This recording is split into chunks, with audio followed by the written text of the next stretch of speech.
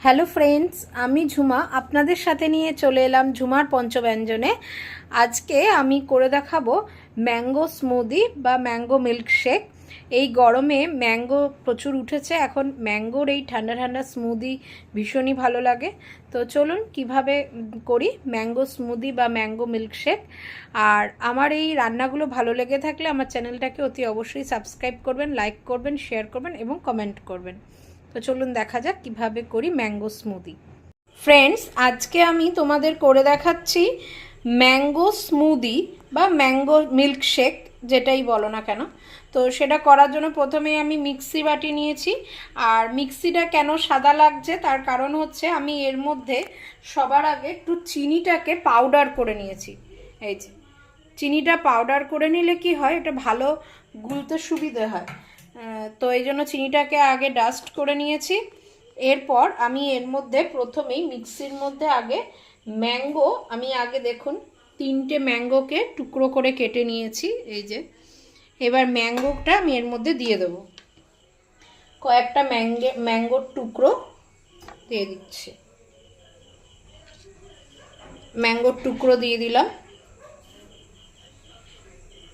এবার আমি এর মধ্যে একটুখানি দুধ দেব।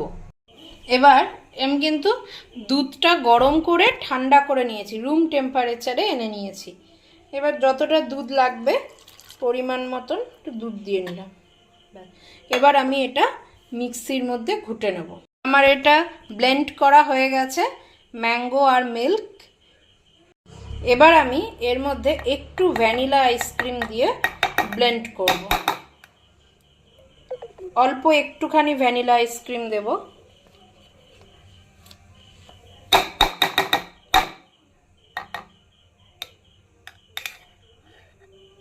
দিয়ে এবার এটাকে একটু ব্লেন্ড করব। আর ব্লেন্ড হয়ে গেছে। এবার আমি মিক্সি বাটিটা সরিয়ে এবার এখানে গ্লাস রাখলাম।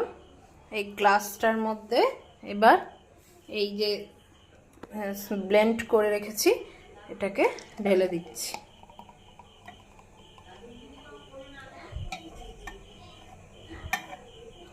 ঢেলে দিলাম। এবার এর মধ্যে আমি এরকম চিনির পাউডার যেটা করে রেখেছিলাম সেটা দেব। এটা আমের মিষ্টির ওপর নির্ভর করবে। আমটা যদি একটু মিষ্টি কম থাকে চিনির পাউডারটা একটু বেশি দেবেন। আমার মিষ্টিটা একটু কম তাই একটু বেশি দিচ্ছি। আমি বড় টেবিল চামচের 3 চামচ মতন দিলাম। এবার আমি এর মধ্যে দেব একটুখানি কনডেন্সড মিল্ক।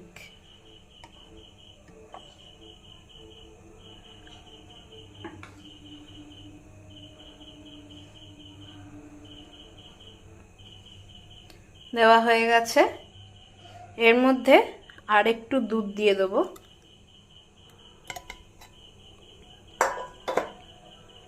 আমার মনে হচ্ছে এতে আর একটু দুধ দিলে ভালো হয়, ব্যাস পাতলা করার জন্য দুধটা দিয়ে দিলাম। এবার এটাকে একটুখানি স্পুন দিয়ে নেড়ে দেবো। ভালো করে স্পুন দিয়ে নেড়ে দেব। দেখুন আমার স্মুদিটা রেডি হয়ে গেছে। এবার গার্নিশিংয়ের পালা। এবার কি করব, গার্নিশিংয়ের জন্য প্রথমেই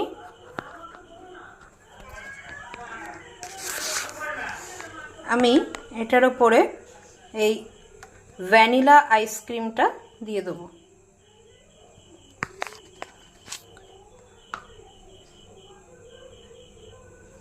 আচ্ছা, এবার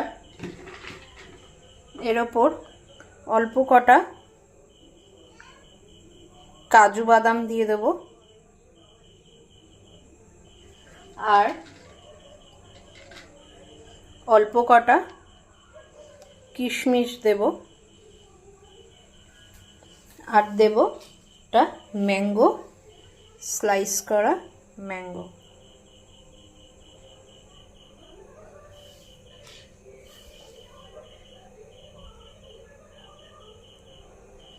ব্যাস আমার ম্যাঙ্গো স্মুদি রেডি।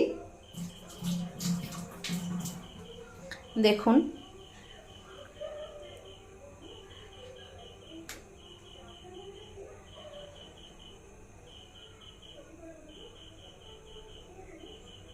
ভীষণই ইয়ামি খেতে হয়।